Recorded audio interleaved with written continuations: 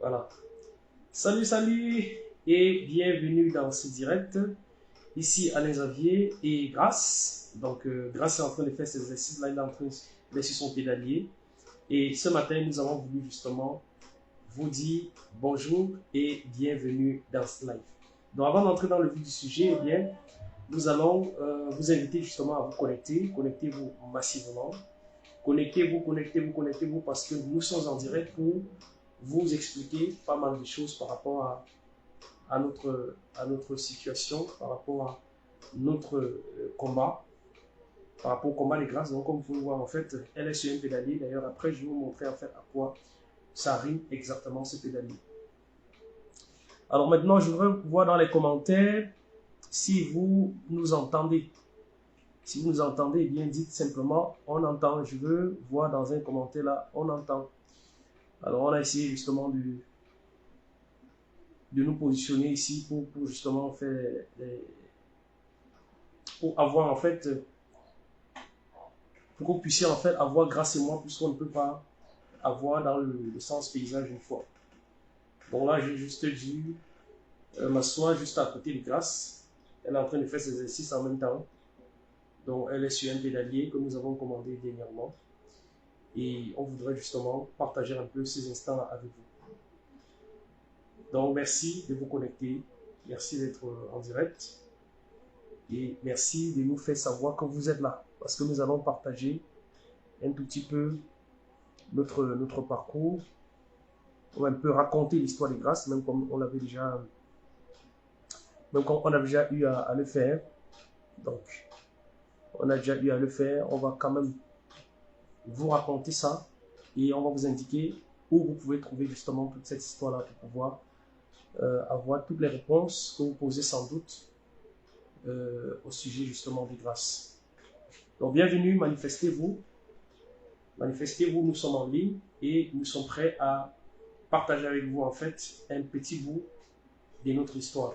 Merci de liker, de partager et merci surtout de nous soutenir comme vous ne cessez de le faire à travers les likes, à travers les partages, à travers les cœurs. Donc envoyez beaucoup de cœurs pour soutenir le live parce que on va partager une très belle histoire. On va partager l'histoire de notre combat. Alors, je vois déjà il y a 3 personnes en ligne. Merci de vous manifester. Grâce est présente pour partager avec vous. Et je voudrais justement que vous me signaliez aussi si vous entendez parfaitement, si le son est parfait. S'il n'y a pas trop de bruit dans le fond, on essaie de faire de notre mieux pour avoir une belle qualité de sonore. Alors, Grâce, moi je vais voir maman pendant ce temps que tu communiques un peu avec eux. Donc tu parles. Voilà.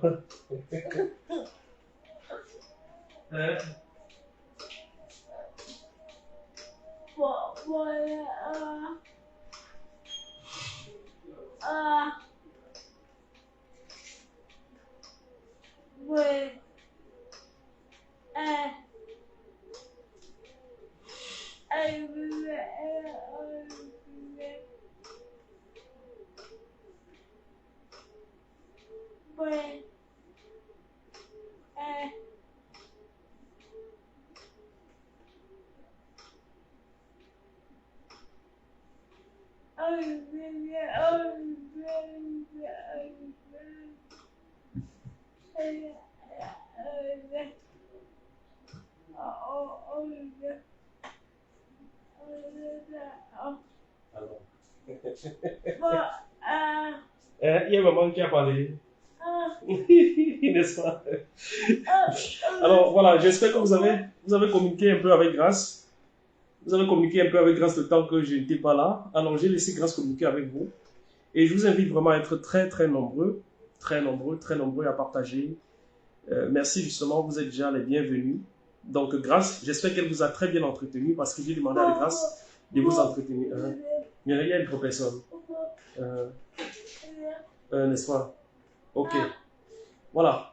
Pour les personnes justement qui posent la question de savoir qui est Grâce, eh bien, il faut savoir que Grâce, c'est une petite fille âgée de 14 ans aujourd'hui. Elle est atteinte de paralysie cérébrale depuis sa naissance. Donc, elle est née le 11 juin 2011 dans des situations un peu compliquées. Voilà la raison pour laquelle elle a eu des petits soucis et elle est atteinte de ce qu'on appelle la paralysie cérébrale. Bon, la paralysie cérébrale, c'est quoi? Eh bien, c'est une maladie qui doit comme ça affecter d'autres fonctions. Et chez elle, ça a affecté pas mal de fonctions. Merci beaucoup pour les cœurs que vous envoyez. Ça a affecté pas mal de fonctions. Elle a eu à la naissance ce qu'on appelle une souffrance foetale. Et cette souffrance foetale-là, d'après la médecin, a détruit en fait certains neurones qui devaient commander certains mouvements. Et voilà pourquoi en fait, elle n'arrive pas déjà à parler correctement, elle n'arrive pas à marcher, elle n'arrive pas à emporter aisément de la nourriture à la bouche, elle n'arrive pas à vraiment utiliser correctement ses doigts. Donc voilà justement quelques petits bouts de sa naissance et de la cause, de l'origine justement de sa maladie. Alors justement, lorsque la médecin m'explique ça, je comprends et j'essaie de l'analyser, je comprends parce qu'en fait, grâce à elle est inconsciente. Donc il a fallu la réanimer et il paraît que cette réanimation qui a été un peu longue a été à l'origine de toutes ces séquelles. Donc je reviens dans un instant justement vous parler justement de la suite de l'histoire. Continuez à partager, à liker. Entre temps, je vous laisse avec Grâce. Elle est très souriante. Quand je raconte l'histoire, elle est très, très, très souriante. Elle est sur son pédalier actuellement. Hein, donc peut-être vous ne voyez pas, mais elle est sur son pédalier. Donc là, je vais un peu, voilà. Grâce, il faut répondre pendant que je. Une minute. Je vais voir pour la lumière ici.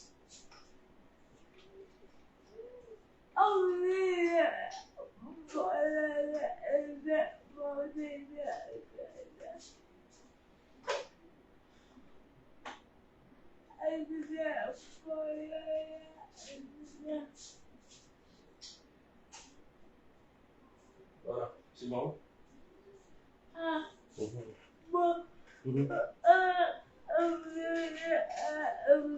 La machine.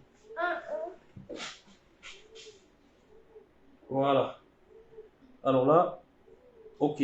Alors j'espère que Grâce vous a encore une fois bien entretenu. J'espère que Grâce vous a bien entretenu encore une fois. Donc. Alors j'étais en train de voir un peu pour le petit souci d'éclairage que nous avions tout à l'heure. Et c'est arrêté. Ok. Donc là, je vais régler en fait l'appareil de Grâce. Je vais régler l'appareil de Grâce. Donc là, actuellement, elle est sur un pédalier. Elle est sur un pédalier. Et son pédalier, là, justement, c'est un appareil que nous avons acheté. Nous avons commandé récemment. Et ça lui permet justement de faire des exercices lorsqu'elle est assise jusqu'à la maison. On va faire comme ça peut-être 30 minutes à 1 heure d'exercice tous les 1 ou 2 jours. Parce que, voilà, constamment, je suis également occupé. Je suis en train de travailler. Donc, je vais aussi travailler. Et par après, il faudrait justement qu'elle continue à le faire. Donc moi, je vous ai raconté justement au niveau de la naissance, jusqu'au moment où on dépiste justement ce problème chez elle. Alors quand le médecin dépiste donc ce problème chez elle, eh bien, nous commençons immédiatement le traitement en fait. Nous commençons à nous battre. Vous savez, en fait, Grâce, c'est ma première fille. Et voilà, j'avais jamais entendu parler de ce type de maladie. Donc, je commence du coup à faire des recherches avec beaucoup de peine. Et voilà, les médecins, on rencontre plusieurs médecins. On commence par dire qu'elle a un retard psychomoteur important. Et on commence à prescrire en fait, à l'époque, le Calcimax. Alors pour les personnes justement qui avaient des enfants, vous devez justement connaître ce que c'est que le Calcimax. Donc c'est un médicament qui est censé renforcer justement le tonus musculaire des enfants. Et c'est par là qu'on a commencé en fait. Je vous laisse encore une seconde avec Grâce pour qu'elle vous raconte une autre partie. Grâce, continue.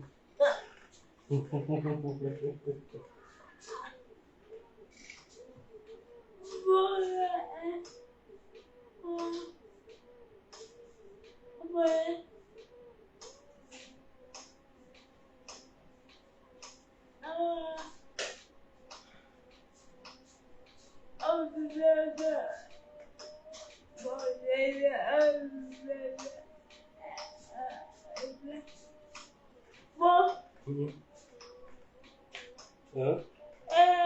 Le câble. Ok, voilà. Donc, nous sommes retournés justement maintenant pour la deuxième partie. Bébé Grâce, on te dit grande sœur. Alors, bonjour bébé Grâce, c'est la grande sœur de Chloé. Ma fille te regarde en ce moment, beaucoup de courage. Mon petit bébé, un jour tu rencontreras ma princesse. Tu es très forte. Tu comprends ça? C'est Anita non, qui t'envoie le message. Merci beaucoup Anita, merci beaucoup. Merci. Maman, elle Voilà, elle essaie de dire merci maman Anita. Elle essaie de dire merci maman Anita. En fait, grâce actuellement, comme je disais, elle est en train de faire ses exercices avec son pédalier. Alors elle me dit de faire attention au câble. Vous savez, Grâce est aussi très prudente, donc elle ne voudrait pas que son appareil se gâte. Elle me dit de faire attention au câble. Voilà, donc merci de tapoter. Je ne vois pas beaucoup de cœurs monter. Merci pour vous qui êtes là de tapoter. Alors, on me signale une petite lenteur de connexion. J'espère que c'est fluide de votre côté. Merci de tapoter. Merci de tapoter. Alors, comme avant de vous laisser avec Grâce tout à l'heure, moi j'ai précisé que nous étions à l'étape justement où on a dépisté la maladie et où on a commencé à chercher des solutions. Donc, on se rend compte comment? Alors, on se rend compte à partir du moment où Grâce n'arrive pas, Grâce est faible en fait. Elle n'arrive pas à s'asseoir correctement à 4 mois. Donc, c'est vraiment à partir de là qu'on commence réellement à soupçonner que peut-être que ça peut être un problème. Elle n'arrive pas à s'asseoir, elle a de la peine à faire plein de choses, des enfants de son âge. Lorsqu'on essaie de la mettre assise, alors elle ferme les poings comme ça. Elle ferme les poings, elle n'arrive pas à ouvrir. On voit, elle se contracte toujours. C'est là où on essaie de rencontrer justement d'abord le pédiatre. Le pédiatre dit, il regarde, il dit qu'on prescrit Calcimax, mais il dit déjà qu'il constate un retard psychomoteur important chez l'enfant. Alors, vous savez, des choses que je n'avais pas trop entendues avant, les retards psychomoteurs et autres. C'est là où je commence à chercher justement sur Internet qu'est-ce que c'est que le retard psychomoteur, qu'est-ce que c'est que IMC et autres. Et je vous assure, c'est beaucoup de peine. Imaginez-vous, si votre premier enfant, vous vous trouvez comme ça avec déjà ce problème au départ, on ne sait pas que ça va vraiment être aussi long, ça va être dur. On essaie, mon épouse et moi, de chercher des solutions. On nous prescrit donc, comme je disais, Calcimax. Elle prend Calcimax durant des mois, on ne voit pas de changement. Alors, on nous envoie chez un neuropédiatre à la Guintigny. On continue à prendre sur ce qu'il nous dit. Mais lui, par contre, il ne prescrit pas de médicaments. C'est vraiment ce qui nous a dérangé. Il nous envoie faire des examens. Des examens, c'était extrêmement cher. Vous voyez, en fait, à l'époque, avec mon épouse, c'était notre premier enfant. Alors, c'est vrai que j'avais fait une petite cabane. C'était plutôt une chambre. Donc, j'étais dans une chambre. Sur notre petit terrain, j'avais fait une petite chambre. Et je vous assure, c'était pas easy. Et le peu que j'ai gagné à l'époque, on devait tout mettre dans les médicaments. Et on devait vivre. Et on devait accompagner Grâce à l'hôpital. Puisqu'elle ne marchait pas, elle ne s'asseyait pas bien. Et à 7 mois encore, on constate toujours que ça ne change pas. Lorsqu'on la met assise, elle tombe comme ça. Et on voit la tête derrière. Quand on l'attache, eh bien, lorsqu'on marche avec elle, le pouls fait ça. Voilà. On nous dit ça, on nous envoie également chez une maman. Une maman qui va masser. Donc elle aussi, elle a massé Grâce aussi longtemps. Ça s'est un peu amélioré. Merci beaucoup, Anita. Oui, effectivement, c'est traumatisant, d'autant plus que c'est votre premier enfant, en fait. Ah, oui, IMC 5 ans. Ah, oui, félicitations, bravo. Vous faites des efforts déjà beaucoup. Merci beaucoup. Courage à nous. Courage à nous, vraiment. Donc, du coup, Grâce dit patience. Dis. Lève bien la main, lève la main. Voilà, elle dit patience à sa sœur. À sa sœur qui est souffrante. Donc, du coup, en fait, comme je disais tantôt, lorsqu'on attache Grâce au dos, elle ne tient pas le cou, en fait. Elle reste comme ça. Le cou fait ça. Le cou fait ça. Le cou fait ça. Je me dis vrai, je ne mens pas. Tu te rappelles même. Là, tu as eu 2 ans. Elle se rappelle, hein. Elle s'en rappelle. Maman Eliane est venue que hier. Maman Eliane n'était pas là depuis. Donc, on commence avec la maman là. La maman là aussi, elle masse, elle masse, elle masse, elle masse. Ça change un tout petit peu. Ensuite, on nous dit qu'il y a la fontanelle en fait, que c'est la fontanelle qui cause ça. Il y a également une maman. On nous donne des médicaments à l'hôpital pour soigner ça, mais ça ne change pas beaucoup. On part également, il y a une maman qu'on nous indique qu'elle aussi, elle peut essayer de trouver une solution par rapport à ça. La maman là également lave la bouche de grâce constamment. Elle lave constamment, elle lave constamment. Et à un moment donné, on constate quand même que ça change un peu parce que à l'époque, lorsqu'on a constaté qu'en fait le haut, comme ça, était un peu costaud, la tête de grâce était un peu plus volumineuse que le bas, en fait, les pieds. Au niveau des pieds, là, c'est le haut, on dirait que le haut grandissait un peu, mais les pieds, ça ne donnait pas. À un moment donné, d'abord, avant, les pieds étaient faibles comme ça. On a donc commencé à faire la rééducation. La maman a commencé à masser. La maman qui lavait sa bouche a dit non, non, non, les pieds-ci ne sont pas normaux, les pieds sont durs. Les pieds sont durs. Nous, on ne connaissait pas, on se disait quand elle se tenait debout, elle nous poussait là comme ça. On disait que non, c'est la force, c'était la maladie. Nous, on ne savait pas ce que c'était les séquelles de la maladie. Alors, lorsque tu la mets sur tes pieds comme ça, elle se tient là, elle pousse. Elle est toujours, voilà, vous voyez, en fait, le style vraiment tendu. Elle a les pieds bien tendus. Là, on dit, ah, c'est la force, grâce à la force. Mais pourtant, en fait, c'était déjà l'espace qui se signalait. Même les mains qu'elle fermait constamment, c'était l'espace. Mais à cet âge-là, c'était pas aisé de comprendre. C'était pas aisé de comprendre. Donc, on est parti donc, chez le médecin dont je parlais tantôt. Le premier neuropédiatre qu'on rencontre, le gars nous prescrit l'examen est pratiquement 500 000, 200 à 500 000. Il dit, ah, mamma mia. Je ne gagne même pas 100 000 francs le mois. Quelqu'un me prescrit tout d'un coup les médicaments de 500 000. Les examens de 500 000, je le fais comment? Parce que moi, dans la famille, dans notre couple, ce n'est que moi qui me débrouillais un peu. Et il avait un salaire entre peut-être 50 et 80 000. J'ai dit, ah, c'est le monsieur, s'il veut seulement me tuer ou bien, qu'est-ce qui se passe? Comment je peux l'amener un enfant pour la première fois? Au lieu même de me dire, fais ci, fais ça, il me prescrit les amène de 500 000. Quand il nous voit là, je suis venu avec ma vieille moto, il nous voit aujourd'hui, il dit que je vais trouver 500 000. Je sors de là étant vraiment découragé. Mais on ne lâche rien, on continue. Et on est parti donc voir les sœurs hospitalières. Les sœurs hospitalières, comme elle devait déjà avoir dans les 1 an et demi, 2 ans, les sœurs hospitalières ont dit que non, elle est très petite, nous ne pouvons pas la suivre ici parce que chez eux, ce sont les neurologues. Or, chez elle, il faut un neuropédiatre. C'est où nous nous retrouvons donc à l'hôpital en Argentine avec elle. Le docteur, je ne sais pas si ça s'appelait, ou c'est quoi, ou c'est quoi. Alors, oui.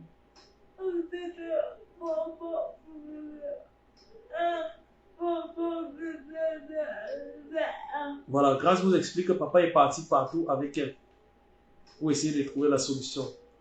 Donc, c'était le docteur Qualquet ou c'était qui? Lui, alors, ben, il veut suivre presque le même rythme que son confrère.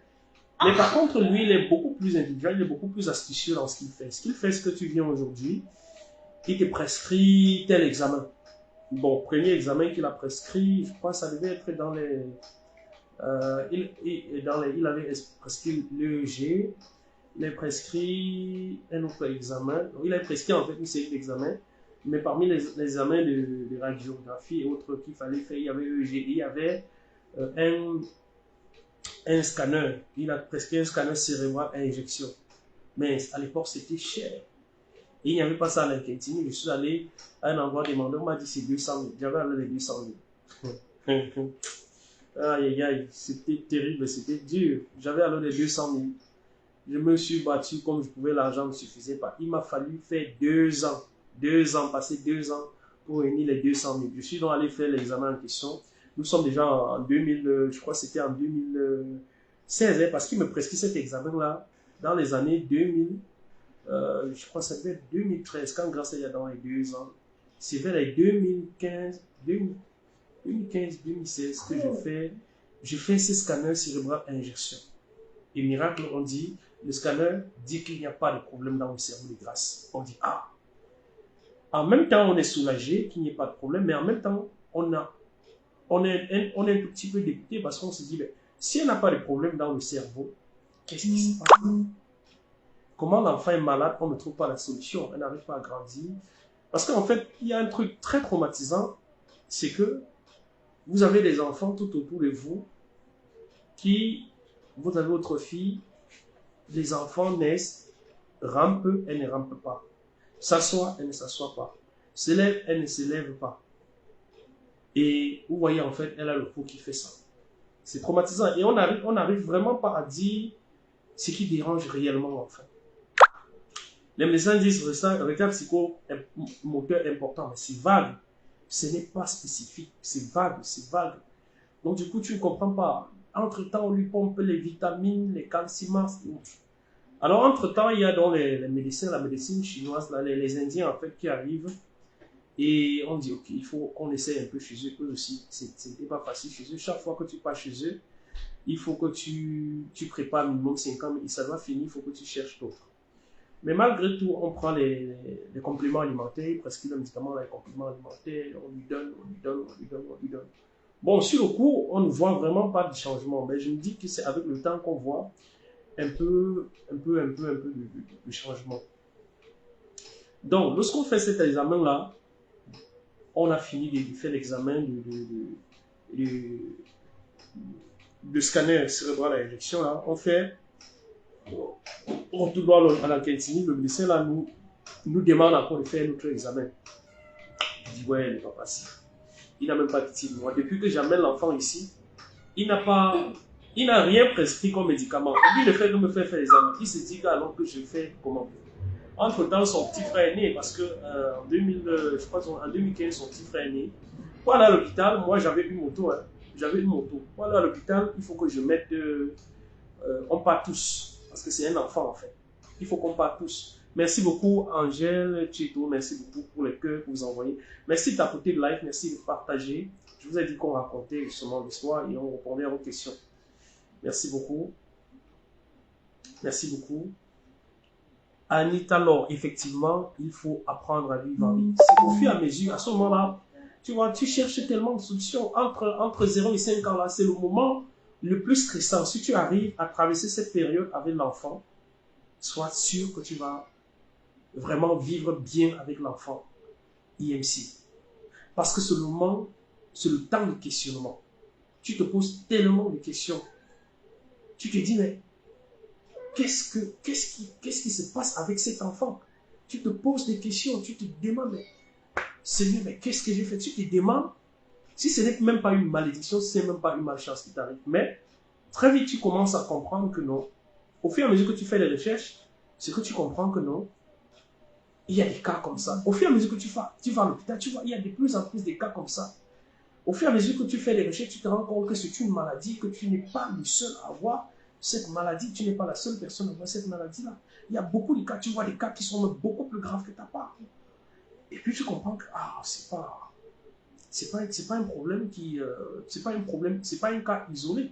Donc il y a des cas comme ça. Entre-temps, on a des charlatans qui vont voir les mamans avec des parents, les parents avec des enfants comme ça, commencent à dire non, c'est le serpent, c'est monté, c'est descendu. Ce sont des foutaises.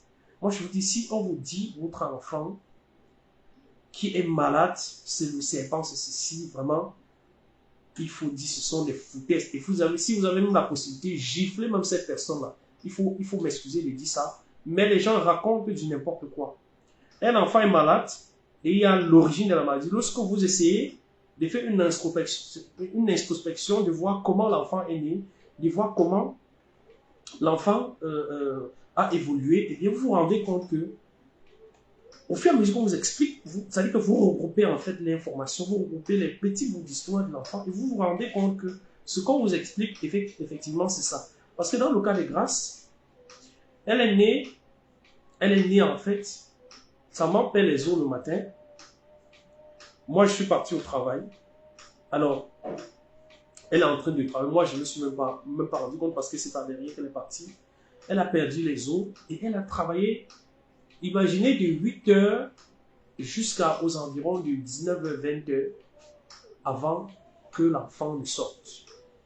Et entre-temps, bon, moi je dis, c'est le seul reproche que moi je peux leur faire parce que je dis, moi, si on m'appelait peut-être à ce moment-là, peut-être que je devais demander, ok, on refait l'enfant immédiatement ailleurs parce que ça ne donne pas. Bon, moi, j'évite de garder rancune avec qui que ce soit parce que bon, ça va continuer seulement, ça va t'empêcher de chercher des solutions. Tu vas dire, bon, peut-être tel avait fait ci, peut-être tel autre avait fait ça, et voilà, ça va te déranger.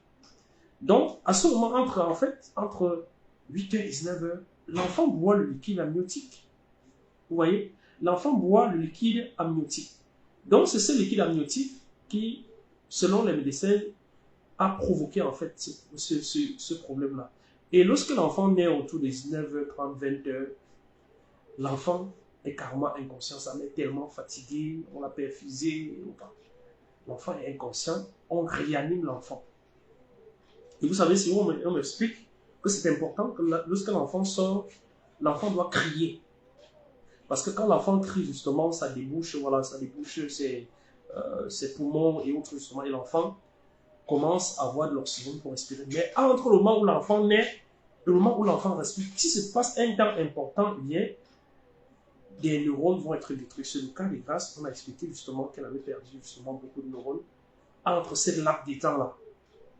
Entre ces laps de temps. Et il fallait très vite réagir. Alors eux, ils ont dit que non, ça va déjà, ils ont tout fait, ils ont retiré l'eau et autres. Après, l'enfant réalisait normalement, au bout de 4 mois là que je constate que il y a un problème. C'est quoi quand même? Tu veux pleurer? Il ne faut pas être triste. C'est quoi? Tu es quoi? Tu pédales? Tu es triste. Mais il ne faut pas être triste. Ah, le pédale, ça tourne derrière. Mais non, je ne veux pas tout ça. Bon, en fait, moi, grâce à ce que je suis en train de raconter, je me suis rendu compte que c'est comme si c'était un peu triste. Mais je dis, c'est ton histoire. Tu ne dois pas être triste de ton histoire sur le passé. Tu comprends? Tu dois avancer. Sur le passé, tu dois avancer. Donc, c'est entre ces laps de temps dont l'enfant perd un stock de neurones. Les neuropédiatres, comme on dit ça, que c'est ce laps de temps qui fait que l'enfant perd un stock de neurones important qui devait permettre de commander un certain nombre de mouvements. C'est là, au fur et à mesure, l'enfant grandit. Je comprends en fait que c'était vrai parce que l'enfant n'arrive pas à s'asseoir correctement. L'enfant est tendu. Donc, quand je vois ce temps-là, l'espace là, en fait, ça commence à ce moment. Mais je ne sais pas, je ne connais pas ce que c'est. C'est mon premier enfant, je n'avais jamais eu cette expérience-là. L'espace où elle s'étend. Et puis, comme elle s'étend-là, elle a le cou. Les pieds s'étendent, les mains se contractent, mais le cou est faible. Vous voyez, on attache l'enfant, le cou continue de faire ça. Donc, moi, je revenais simplement dessus pour dire, lorsque vous regardez correctement, il y a une origine. Il y a une origine. Et voilà, merci beaucoup. Merci beaucoup. Il faut vraiment qu'ils comprennent ça, Anita. Il faut qu'ils comprennent. Non, ce n'est pas de ta faute. Ce n'est pas de ta faute si ta fille est IMC. Les gens doivent comprendre ça. Ce n'est pas de ta faute si ta fille est IMC.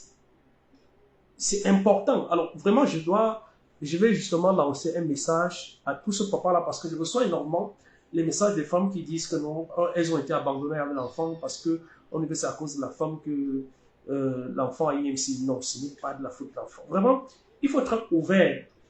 Cher papa, vous devez être ouvert à l'information.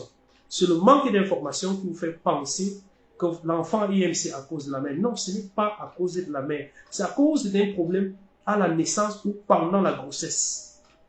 Pour le cas de ma fille Grace, c'était à la naissance. Voilà où est survenu le problème. Et comme ce sont des problèmes extrêmement insidieux, vous ne pouvez pas facilement comprendre. Vous ne pouvez pas très vite comprendre. Par exemple, son cas, on a commencé à vraiment se poser des questions à partir de 4 mois. Quand elle n'arrivait pas à s'asseoir, quand à 4 mois, elle tenait toujours pas la tête. C'est là où on a commencé à dire, hey, peut-être qu'il se passe quelque chose avec l'enfant si que nous ne connaissons pas. Vous voyez? Donc, c'est important pour vous les papas, vraiment, je vous dis, mes frères, nous sommes des hommes et un homme ne doit pas abandonner une femme avec un enfant malade. C'est là où vous portez même tellement de malédiction dont vous ne vous rendez même pas compte. On n'abandonne pas un enfant à une femme. De surcroît, un enfant malade. Je vous en prie, si vous le faites, c'est très mauvais, c'est très dangereux même pour vous-même.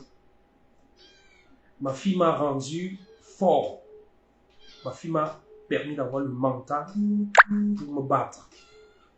Mais si je l'avais abandonné, je ne suis pas sûr que j'aurais le même mental que j'ai aujourd'hui, que je pourrais travailler aussi avec autant d'acharnement que je fais aujourd'hui. Moi, je suis informaticien.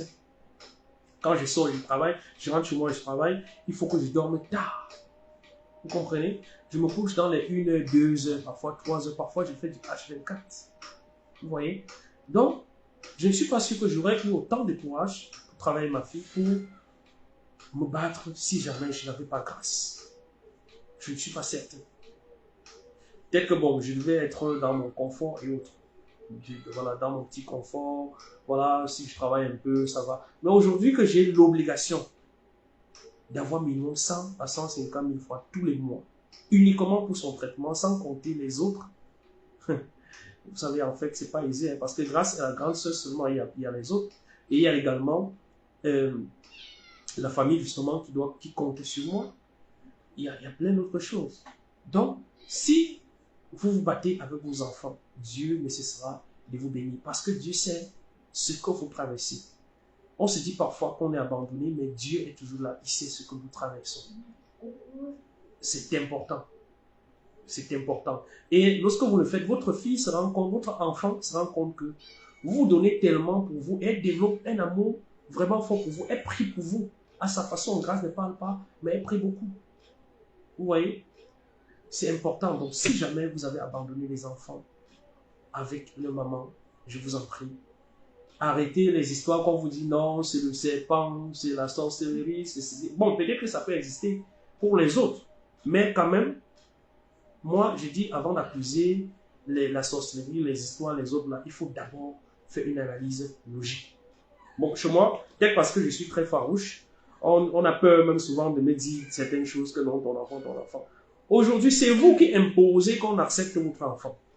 Si déjà, vous considérez votre enfant comme les déchets, eh bien les autres vont considérer votre enfant comme les déchets. Vous voyez en fait dans les vidéos, les enfants à côté des grâces, les enfants suivent grâce, les enfants sont contents de jouer avec grâce, les parents sont contents de voir grâce. Les gens voient grâce avec soit ses béquilles, soit ses attelles, ils ont un peu pitié, mais son sourire les attire. Et ça, c'est l'image que j'ai projetée de l'enfant à l'extérieur. Parce que pendant que les autres avaient honte de porter les enfants pour amener à l'hôpital, moi, je portais mon enfant pour amener à l'hôpital toujours jusqu'aujourd'hui. Moi, j'ai pas honte. Parfois, les gens s'étonnent même comme, comment c'est toujours le père qui amène l'enfant à l'hôpital? Le garçon te dit bonjour. Bonjour, Toufinga, Mimam. Merci, bonjour, bonjour. Merci beaucoup. Merci de liker, merci de tapoter le like. Vraiment tapoter le like parce que ce message a besoin d'être entendu. Liker, donner les cœurs, partager le like, c'est vraiment important. C'est vraiment important que les parents des enfants IMC entendent ça. C'est vraiment important. Il faut vraiment être très nombreux. Il faut vraiment être très nombreux dans le live. C'est très important. Donc, comme je disais tantôt, en fait, c'est l'image que vous projetez de votre enfant qui fait que les autres perçoivent l'enfant. Garçon dit, tu as un très beau sourire. Maman, c'est une maman. Voilà. Merci maman, grâce à Dieu, merci maman. Donc, essayons en fait de projeter une bonne image de notre enfant à l'extérieur. De la façon dont vous considérez votre enfant, c'est de la même façon que les autres vont le considérer. Si vous considérez, si votre regard vis-à-vis de vos enfants fait croire aux autres que l'enfant s'y était un déchet, l'enfant s'y était un sorcier, l'enfant s'y était un enfant, l'enfant s'y était les autres vont projeter le même regard sur votre enfant. Et lorsqu'ils vont projeter ce regard-là, ce ne sera plus uniquement le regard, ce sera même les gestes, même la manifestation de plusieurs. Donc, vous aurez plusieurs choses comme ça qui vont vous montrer que ce que vous projetez là, il projette 100 fois 1000. Votre enfant sera le déchet. Mais, lorsque vous montrez que votre enfant, c'est votre trésor, malgré son état, eh bien, les autres l'aiment sans le vouloir, sans même s'en rendre compte. Les autres vont aimer votre enfant. Dans les écoles de grâce, quand Grâce partait à l'école, malheureusement, elle n'y va plus parce que, bon, dans tout de moi, il n'y a pas d'école spécialisée pour le faire et les moyens ne le permettent pas parce qu'on se concentrait sur la rééducation. Voilà, grâce à fait, je crois, 7 ans de maternelle, lorsqu'elle est partie à la CIM, elle ne pouvait plus, elle ne pouvait plus, elle ne pouvait plus justement, il n'y avait plus vraiment les personnes pour l'aider, pour l'assister normalement comme il fallait. Donc du coup, tu l'amènes à l'école, tu rentres, tu vois que ces choses sont sales, sa voix est sale, parce qu'en fait, comme vous voyez grâce aujourd'hui là, il faut regarder, il faut aller sur sa chaîne YouTube, Bonheur Viral, Bébé Grâce TV, vous allez voir ces précédentes vidéos. Ces vidéos, vous allez remarquer elle porte toujours le bavoir. Pourquoi porter toujours le bavoir? Parce que elle a bavé pendant pratiquement 10 ans. C'est-à-dire que 10 ans durant, même pour manger, Grâce TV a toujours bavoir ici. Pour manger, elle se salissait juste aujourd'hui, mais c'est nettement mieux. Aujourd'hui, ce matin, elle a mangé, par exemple, elle a mangé du pain. Si on regarde là, on va juste voir une petite tache de chocolat là qu'on n'a pas très bien nettoyé. Mais elle se salit plus autant qu'avant. C'est la conséquence, premièrement, de beaucoup d'amour, de beaucoup de suivi dans les hôpitaux, de beaucoup de suivi chez les kinés, de beaucoup de suivi également chez les neurothérapeutes. Moi, je vais tirer un coup de chapeau également à une maman qui nous a également beaucoup aidé ces derniers temps-ci. Elle s'appelle maman Eliane, madame Eliane. Voilà, elle a également suivi grâce beaucoup durant peut-être 3 ou 4 mois avec la neurothérapie. Donc, ces derniers temps, elle vient plus bon. Au départ, elle m'avait dit que non, elle devait travailler 1 mois. Bon, elle a pu faire 3 mois quand même, je ne me plains pas. Et elle a quand même suivi grâce aussi. Donc, la neurothérapie, tout ça. Mais les histoires qu'on va vous dire, non, l'enfant est ceci, l'enfant est cela. Non, vraiment, dites-vous, c'est mon enfant. Si Dieu m'a donné cet enfant, c'est que il a trouvé que j'étais capable de suivre cet enfant. Moi, au départ, je me posais trop de questions. Pourquoi? Mais je me suis rendu compte que Dieu, lorsqu'il t'envoie un enfant comme ça, il te donne non seulement la force mentale pour suivre cet enfant, mais la force physique également pour le faire. Mon épouse, à un moment donné, pardon, on nous étouffait plein de piment ici. Mon épouse, à un moment donné, elle pleurait beaucoup, elle pleurait toujours, ce qui fait que c'est pour cette raison justement que vous ne la voyez pas trop dans les vidéos, parce que pour moi, peut-être c'était un peu facile à accepter, parce qu'elle se disait, sa famille va dire que c'est moi, exactement comme tu es en train de dire, Anita. Sa famille va dire que c'est moi qui a fait un mauvais enfant, machin. Moi, je lui ai dit non, toi, tu n'as pas à te plaindre et autres, parce que voilà, Grâce, on dit bonjour la princesse Grâce, la courageuse, l'indomptable. Il y a Grâce. On dit que tu es une lionne indomptable. Voilà, vous voyez, en fait, là maintenant, Grâce est en train de se blesser, elle même actionné son pédalier, parce que c'est un pédalier électrique. Alors, il y a de cela quelques temps, elle ne pouvait pas faire ça. Non, continue. On va enchaîner. Attends, j'augmente la vitesse. Voilà, je suis en train d'augmenter la vitesse du pédalier de Grâce. Voilà. Merci beaucoup. Merci infiniment. Donc, moi je l'ai dit, vraiment, ce n'est pas de ta faute. Ce n'est vraiment pas de ta faute. C'est vrai, bon, peut-être il y a les coutumes, machin, qu'on demande de faire autre, parce que nous sommes les bamniqués, donc il y a les coutumes qu'on demande de faire, on est les chrétiens, mais il y a les mamans qui vont exiger que non, tu vas faire tes coutumes, les affaires des machins, que non, il y a le check qu'il faut creuser pour l'enfant, il y a ci, il faut faire la fête de l'enfant. Tu le fais. Mais tu sais que Dieu, au fond, lui, il te soutient. Il te soutient dans ce que tu fais. Plus tu avances, plus Dieu te donne la possibilité de continuer à avancer. Plus tu avances, plus Dieu te donne la possibilité de continuer à avancer. Donc, Grâce, aujourd'hui, beaucoup de gens avaient prédit que non, peut-être, bon, elle ne peut pas faire 5 ans. À 5 ans, on a dit peut-être on peut pas faire. Aujourd'hui, elle a 14 ans. Elle a 14 ans, elle sait se battre. Elle a 14 ans. 14 ans de combat. Aujourd'hui, elle s'assoit toute seule. Vous voyez dans les vidéos, elle arrive à s'asseoir. C'est vrai, elle n'arrive pas à tendre les pieds, elle a toutes les contractions musculaires. Mais elle s'assoit. Grâce à soi. C'est vrai qu'elle garde encore un peu le cou comme ça. Mais elle s'assoit, elle ne fait plus ça. Vous voyez? Elle ne bave plus beaucoup. C'est seulement quand elle mange certains aliments là qu'elle bave beaucoup sur son habit. Mais si j'avais abandonné, bien, je serais comme peut-être un voisin, une voisine que je suis arrivé ici. On a vécu par carrément 3 ans. Je n'avais jamais su pendant que j'amenais mon enfant partout, je portais, les gens me regardent. Celui qui veut se moquer, se moque. Celui qui veut dire patient, dit patient. Moi, je m'en fous, hein. C'est mon enfant est malade. Donc, moi, je partais partout. Bon, je ne sais pas comment ils faisaient. Ils avaient un enfant. Comme grâce, l'enfant ne parlait pas. L'enfant ne marche pas. On a fait 3 ans ici. On mettait uniquement, d'après ce que j'ai appris, on mettait uniquement les couches à l'enfant. L'enfant fait ses besoins dedans. Le soir, on vient retirer. On les enfants comme ça. On nourrit l'enfant, on laisse partir. C'est la plus pire des erreurs. Moi, justement, entendu un jour comment on pleurait dans la maison. On a dit, c'est quoi? On me dit un enfant. Ils m'ont dit, quel enfant? On dit, non, il y a un enfant là qui ne marchait pas. On a vécu 3 ans. Je n'avais jamais su. 3 ans. Vous voyez? Donc, ça veut dire qu'il y a des gens qui ont encore honte de leurs enfants. Et c'est mauvais. Enlevez ça de la tête. Et pour toutes les personnes qui n'ont pas d'enfants IMC, ayez un regard, si vous ne pouvez pas avoir un regard compatissant vis-à-vis des parents et des enfants qui sont IMC, eh bien, au moins, ne les jugez pas. Il ne faut pas les juger. Moi, je vous dis à vous, parfois, c'est vous qui faites que, c'est le regard des autres qui fait que les enfants, les parents des enfants IMC n'arrivent pas à les assumer. Et pour nous, les parents des enfants IMC, on doit se moquer du regard que les autres projettent sur nous.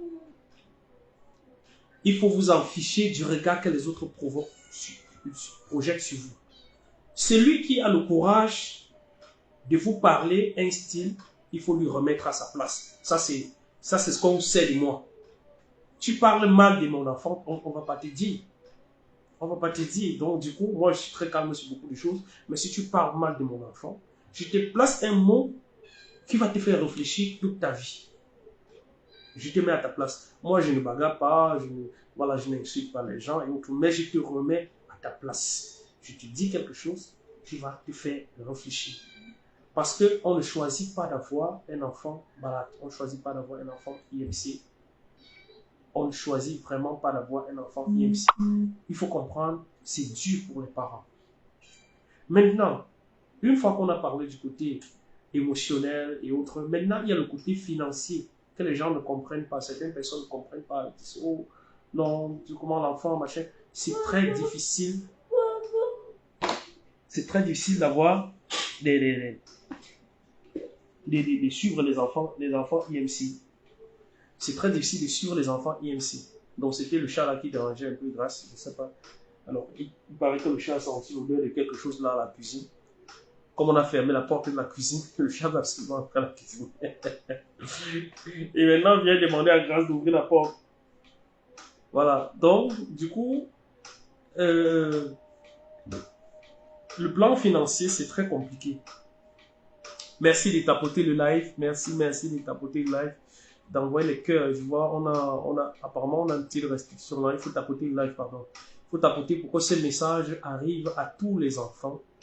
À tous les parents, voilà, merci beaucoup pour le cœur, à tous les parents des enfants IMC, parce que l'histoire de grâce consiste à motiver ces parents-là et à motiver toutes ces personnes-là qui sont dans les difficultés et qui se disent qu'ils sont les seuls à avoir des problèmes. Non, vous n'êtes pas les seuls à avoir des problèmes. Moi, j'ai fait un post l'autre jour où je disais, avant de te plaindre de ta vie, rappelle-toi les grâces qui ne marchent pas, qui ne parlent pas, qui a des difficultés à emporter de la nourriture à la bouche, qui a besoin de quelqu'un en permanence pour pouvoir lui apporter son aide. Rappelle-toi d'elle et dis-toi que tu as une vie meilleure. Et malgré tout ça, elle garde le sourire. Vous voyez? Elle garde le sourire. Parce qu'elle se dit, la vie vaut la peine d'être vécue. La vie vaut la peine d'être vécue. Donc, vraiment, partagez le live à tous ces parents-là qui sont dans des difficultés, partagez le live avec toutes les personnes justement qui de près ou de loin sont liées à des enfants IMC. Partagez également le live à toutes les personnes qui jugent les enfants IMC, les parents des enfants IMC sans comprendre. Donc comme je disais tantôt, sur le plan financier, ce n'est pas aisé. Parce que pour Grâce par exemple, il faut aller à l'hôpital, il faut rencontrer son neuropédiatre 1 à 2 fois par mois. Et je parle le cas de Douala. tous les neuropédiatres ici, là, c'est 15 000 francs. Consultation. On va vous prescrire des médicaments qui ne sont pas tous des médicaments qui coûtent 1000 francs, 2000, non. Ce sont des médicaments que vous allez dépenser à chaque fois, encore dans les 15 à 25, 30 000. Tous les médicaments, ça c'est tous les mois. Maintenant, vous avez votre kiné. Si vous avez la chance d'être proche d'un hôpital où vous pouvez aller facilement faire la kinésithérapie, la séance, c'est dans les 3500, 5000 dans certains hôpitaux publics. Mais dans les privés, ça va parfois jusqu'à 10 000 francs. Maintenant, ça, c'est si vous avez le temps. Parce que pour les gens comme moi j'ai expérimenté tout ça avec grâce. Elle a 14 ans, moi j'ai expérimenté tout ça. Et si vous avez un peu de moyens, vous allez prendre un kiné chez vous, à domicile, qui va venir faire les exercices sur place, c'est le cas de grâce. Ça coûte entre 10 et 15 000, la séance. Alors, si vous devez faire comme moi 3 séances par semaine, et que vous payez 10 000 seulement, ça vous fait 30 000 la semaine. On additionne très rapidement. Nous sommes au bas mot à 120 000 francs. 120 000 francs minimum. Donc, vous faites minimum au bas mot. Si vous avez 10 000 et ça fait 3 séances par semaine. Rien que les séances là, ça vous fait 120 000. Vous avez les médicaments qui vont coûter dans les 20-30 000. Disons, globalisons à 30 000 francs. Consultation ou autre. Si vous faites une consultation par mois, ça vous fait 150 000 pour un enfant. Donc, si vous avez juste un enfant, il vous faut pour son traitement 150 000 francs le mois. Ça, je dis, parle du cas du Cameroun, de Douala en particulier. Pour les autres, je ne sais pas. Donc, je ne peux pas parler pour d'autres pays. Donc, c'est un fardeau financier. C'est pour ça que je dis toujours merci chaque fois que quelqu'un m'envoie 1000 francs. 1000 francs seulement. Je dis merci parce que sur 150 000 déjà, ça m'a enlevé 1000 francs. Malheureusement, on n'a pas beaucoup de gens comme ça qui peuvent nous aider. J'ai dit déjà merci pour durant quelques, je crois, 1 ou 2 semaines, j'ai quelques personnes qui nous ont aidés pour quelques séances. Je dis merci. Moi, je pense à Vincent Samba. Je crois qu'il est en Italie. Je pense à une maman également de la Suisse. Je pense à une maman à Ali Amadou, qui également nous a donné un coup de main. Donc, peut-être pour 1 semaine, moi, j'ai dit, ok, vraiment ça m'a enlevé ce poids-là.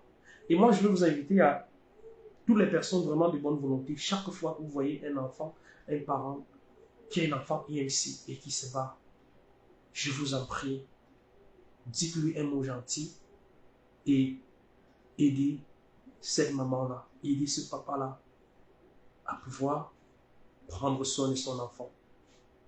Peu importe ce que vous donnez, peu importe ce que vous dites, mais faites quelque chose de gentil et dites quelque chose de gentil. Parce que ce n'est pas easy. En plus de ça, il faut des appareils de rééducation. Aïe, ça, c'est un autre dossier. Pour les appareils de rééducation, mon Dieu, vraiment, je ne sais pas. J'espère que cela va arriver à certaines autorités douanières camerounaises. Moi, je me bats pour importer les appareils de mon enfant. Le truc, vous voyez, grâce mon dessus, marche à 4 pas. C'est arrivé ici dans les 450 500 000 francs pour que j'ai ça à la maison. La douane a signé dessus. Je vous assure, tu importes un appareil pour un enfant handicapé, tu arrives, la douane signe dessus. La douane te dit que tu dois payer la douane chère. Je montre même la vidéo de l'enfant. Je dis, regardez, voilà mon enfant. On dit que non. La loi, c'est ça. Je dis, ouais. Si au moins l'État ne peut pas venir au secours des parents des enfants handicapés, au moins, lorsque le parent se bat pour avoir acheté un appareil, au moins alléger la douane dessus. Bon, moi je vais dire merci parce qu'il y a une dame, je crois qu'elle s'appelle Madame Tchourini, pour cet appareil-là qui était arrivé ici très cher. Lorsque je lui ai montré les trucs de l'enfant, voilà, pour elle c'était les premiers attelles que je commande en Chine. Ça arrive ici, on me demande de payer encore 78 000. Je dis, mais comment je me bats pour acheter les appareils de l'enfant? on me dit encore de payer la douane 78 000. L'autre, quand la machine, le truc pour machin était venu, on m'a dit de payer 120 000. J'ai dit, Seigneur, ouais, je ne vous demande pas d'avoir pitié de moi. Je vous demande au moins d'être compatissant vis-à-vis de l'enfant qui est malade, qui n'arrive pas à se tenir debout. Elle n'arrive pas. Ça veut dire qu'il faut tout faire à elle. Grâce aujourd'hui, c'est ma première fille, elle a les petits frères. Donc, on pouvait normalement aujourd'hui sortir de la maison. On part, on dit, ok, cuisine pour tes petits frères et autres. Elle n'arrive pas, elle ne peut pas. Et moi, je n'en veux pas. Elle ne peut pas parce qu'elle ne veut pas, mais parce que la maladie l'empêche de pouvoir le faire. Voilà, mais malgré tout, elle les surveille, elle est grande quand ils font quelque chose qui n'est pas bien. Hein? Elle les tire les oreilles. Elle grâce. Elle les tire les oreilles. Donc, quelque chose qui n'est pas bien, elle les tire les oreilles et autres. Donc, vraiment, j'ai passé ce message-là à ces parents-là, à ces autorités-là. Vraiment, encourager les enfants, les parents des enfants handicapés. Ce sont aussi des Camerounais et des Camerounaises. Ils sont juste différents. Ce ne sont pas les déchets, non. Ce ne sont pas des fardeaux. Ce sont des êtres humains comme vous et moi. Ces enfants auraient pu être chez vous. Ces enfants auraient pu être vos enfants. Et d'ailleurs, parmi vous, il y a beaucoup de personnes qui ont ces enfants, qui ont des enfants comme ça, qui comprennent bien ce que je dis. Mais peut-être votre position vous fait que vous ne comprenez pas réellement ce que les enfants qui n'ont pas votre position, ce que les parents qui n'ont pas votre position vivent. Je dis, pour bien suivre un enfant handicapé au Cameroun, il vous faut 150 000 francs le mois. Il vous faut 150 000. Vous pensez que ces parents-là, qui ont parfois de la peine, parce que lorsque tu as un enfant comme ça, tu es obligé de mettre ton activité entre parenthèses, ta vie entre parenthèses, parce que il faut que tu sois là. Il faut que tu sois là. Moi, je m'organise toujours à ce que si c'est possible de travailler de la maison, je le fais maintenant. Je suis obligé. Des travaux qu'on me donne et que je peux travailler directement sur mon ordinateur sans toutefois me déplacer, je le fais. Mais je suis toujours obligé de sortir. Pour la dame, n'en parlons même pas, elle ne peut même pas sortir parce que moi, au moins, je me bats côté financier, côté rééducation. Mais pour laver grâce, pour l'habiller, pour prendre soin d'elle, pour faire pour la tresser, pour voir là, c'est sa mère. Moi, je ne peux pas. Moi, je ne peux pas. Si chacun fait son travail. Donc, du coup, vraiment, aidons ces enfants-là. Aidons ces parents. Voilà, c'est le message que je voulais faire passer aujourd'hui. J'espère que le message est passé, que vous avez partagé le live et que beaucoup de gens vont comprendre à travers ce live les problèmes que rencontrent les parents des enfants handicapés. Et je voudrais encore une fois dire merci. Merci à, je peux oublier quelques noms peut-être, mais merci à toutes ces personnes-là qui nous ont donné un coup de main. Merci à toutes les personnes qui ont l'intention de faire. Dans le live là, j'ai mis le lien. Il y a un lien là sur lequel vous pouvez cliquer parce que j'ai créé une page pour les personnes qui veulent soutenir grâce. Vous pouvez faire un don de votre choix. Il n'y a pas un montant défini. Vous pouvez faire un don. Vous cliquez juste sur le lien. Vous choisissez. Pour les personnes qui sont au Cameroun, vous pouvez utiliser le lien de Flutterwave. Là, on peut utiliser mon mobile money dessus. Pour les personnes qui sont à l'étranger, vous pouvez utiliser PayPal si vous le voulez. Donc, parce que je sais qu'avec PayPal à l'international, c'est beaucoup plus facile pour les personnes. Mais vous pouvez également utiliser Flutterwave. Flutterwave, vous pouvez utiliser carte de crédit, vous pouvez utiliser Orange Money, MTN Money. Donc, c'est très simple à faire. Et encore une fois, comme je l'ai dit, vraiment, encourageons les enfants, les parents des enfants handicapés. Moi, personnellement, qui ai un enfant, qui est parent d'enfants handicapés, lorsque les gens voient comment je suis large vis-à-vis des autres parents qui ont d'autres situations, même pas comme les miens, ils se disent, mais attends, avec tout ça, tu fais comment? Comment tu peux arriver à faire ça quand tu es un enfant comme ça? Je dis non. Si aujourd'hui j'ai la grâce de donner 1000 francs à quelqu'un qui est dans une situation difficile, c'est... On dit que tu as sommeil, tu as sommeil. Merci, grâce à sommeil, ça se voit qu'elle est déjà fatiguée. Il y a possibilité, il faut coucher avant de continuer le live. C'est vrai qu'il faut qu'elle soit là pour qu'on la voit, mais le sommeil, en fait, c'est pas le sommeil, hein. Grâce à l'habitude de rester ici longtemps. Elle peut être fatiguée. En fait, il y a un timing. Il lui reste 14 minutes. Il lui reste 14 minutes sur son pédalier. Maman là disait que tu as sommeil. Tu avais fermé les yeux. Ah, elle dit que oui, elle avait fermé les yeux. Mais entre-temps, son pédalier est en train de tourner. Elle peut être fatiguée. Donc, comme je disais tantôt, vraiment, il faut, chaque fois que c'est possible, il faut aider.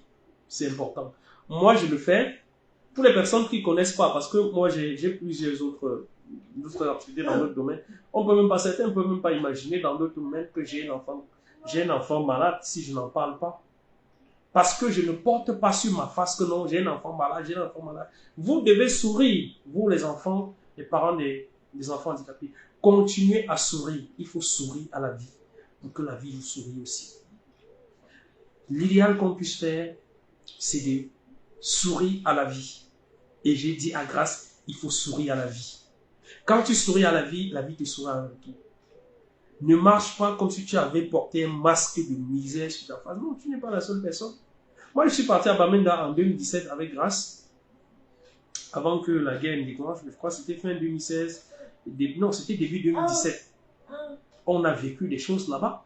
Quand on arrive là-bas, on se rend compte que, Grâce elle-même se rend compte qu'elle est la meilleure. Donc, ça dit qu'elle est la plus vaillante pour travailler et autres, parce qu'elle est la plus courageuse et autres. Parce qu'on est arrivé là-bas, nous avons vu des cas. Je vous assure, Grâce a compris qu'elle n'était pas malade. Non. Moi, j'ai vu des enfants de 15 ans que les parents avaient négligé sûrement. L'enfant restait que comme ça. L'enfant se couchait que comme ça. Et l'enfant est grand-mère. Ah, Victory. Ah oui, Grâce se rappelle justement de son ami qu'elle avait rencontré à Bamenda Victory en 2017. Donc, c'était un enfant. Ouais, son nom ne passe plus. Le nom de ses parents ne passe plus. Donc, Grâce demande que je l'appelle. Malheureusement, son nom ne passe plus. Donc, Victory, c'était une fille qu'on suivait également dans le centre de rééducation de Sajoka à Bafout, à Bamenda. Elle avait juste les mains, donc ici, au niveau d'ici, les bras avaient fait ça, le pont comme ça. Donc, elle avait les bras comme ça. Donc, eux, ils redressaient. Et du coup, là où on vivait, parce que quand nous sommes arrivés là-bas, on a vu qu'il y avait tellement de malades dans le centre. Moi, j'ai dit, j'ai déjà le stress de la maladie. Alors, s'il faut venir ici en journée travailler et dormir encore là, ça peut vraiment nous affecter un peu. Mentalement, ça peut un peu nous affecter. On a pris une chambre un peu hors du centre. Et on a dit, au moins, on va travailler la journée, le soir, on va venir dormir ici. Donc, c'est comme ça que, Grâce et moi, on dormait là-bas. En 2017, elle devait avoir quel âge? Elle est en 2011, 2017. Elle avait 6 ans, en fait. Elle avait 6 ans. Donc, du coup, on partait travailler du matin jusqu'à 14 h. On rentrait, on cherchait ce qu'on devait cuisiner. Moi, je partais chercher ce qu'on devait cuisiner. Et bon, moi, quand je disais même cuisiner, là, on cuisinait quoi. On se battait comme on pouvait. Grâce me criait toujours dessus que ça brûle. Ça brûle. La mamie brûle. Papa, ça brûle. Papa, ceci, papa, cela. Là, on faisait quoi? On faisait du riz sauté. Parfois, le jour qu'on a tué, on fait riz sauce arachide. On fait les pommes. Grâce se rappelle même ça la mise encore. On fait les pommes sautées jusqu'à. Et puis maintenant, quand on est arrivé là-bas, on était dans une cité. Quand nous sommes arrivés là-bas, l'importance d'être gentil et d'être positif. Quand nous sommes arrivés là-bas, les gens vivaient dans la cité, mais ça dit que voilà, peut-être tu avais une personne qui tu parlais et autre, le reste là, tu t'en foutais. On est arrivé là-bas, on a vu cette situation, on a dit, ah, comment c'est comme ça? Du coup, le premier jour que j'ai cuisiné, nous étions à deux, j'avais acheté mes 2 marmites, un matelas qu'on avait jeté par terre et autres. Alors, j'ai cuisiné, je voyais on était peut-être 6 dans la cité.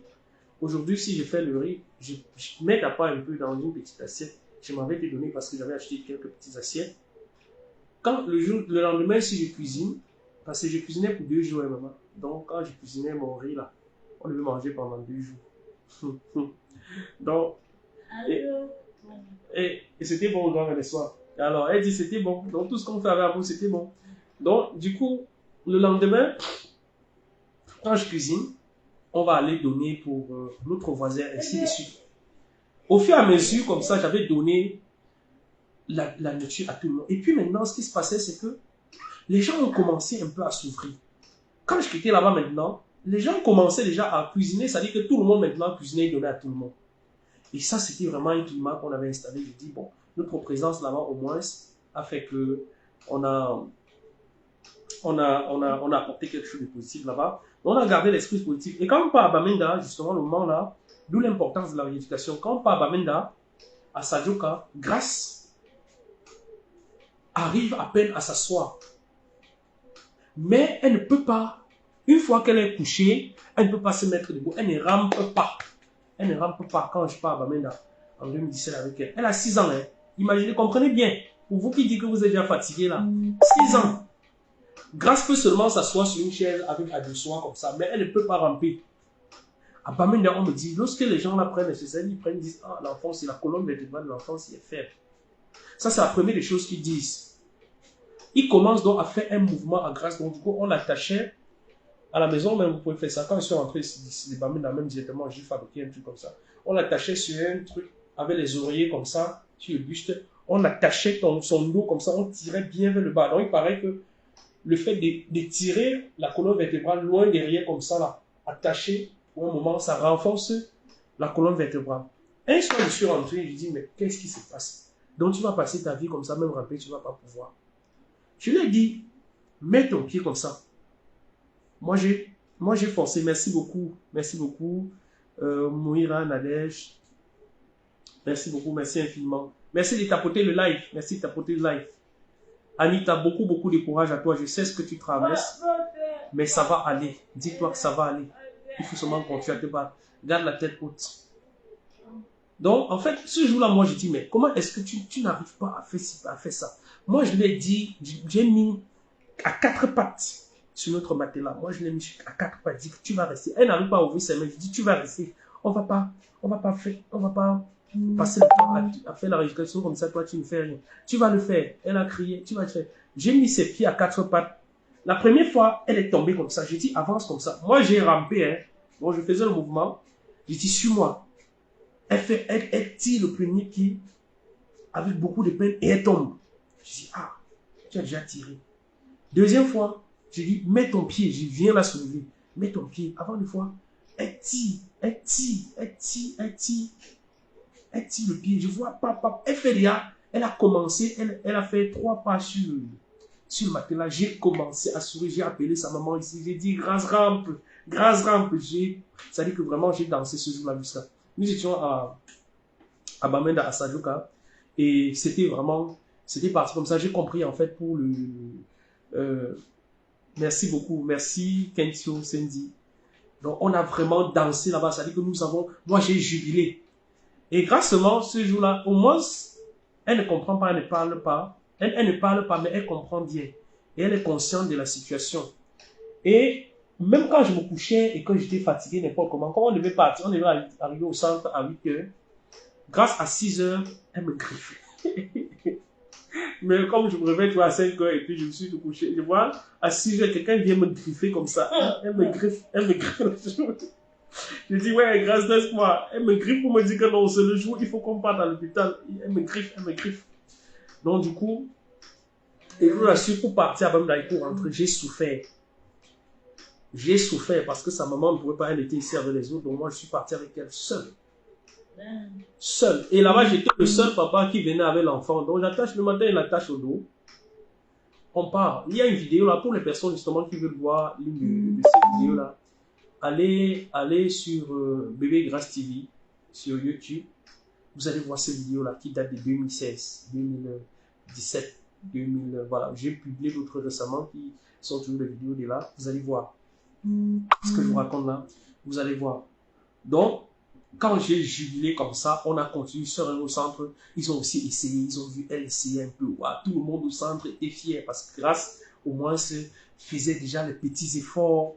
Je suis rentré de là. Malheureusement, j'étais censé faire 3 mois là-bas. Malheureusement, avec la tension que nous avons dans les zones anglophones. Et comme j'étais francophone, alors j'ai commencé à voir vraiment des tensions qui me faisaient que s'aggraver.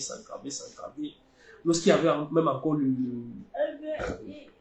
match, il y avait encore la Coupe d'Afrique, c'était passable. Mais quand la Coupe d'Afrique est passée, la tension a... Merci beaucoup. Merci Adama Sinari. Merci. La tension a augmenté et je dis, on ne peut pas mourir ici quand même. La guerre, grâce on s'amuse, on peut mourir ici. Et comme on ne partait on voyageait que le lundi et le jeudi, je pense. On a voyagé le jeudi, je crois que c'était à l'époque, c'était le lundi et le jeudi. Le mercredi soir, il décide, non, il faut qu'on rentre. Merci beaucoup, Gila Kougan, merci.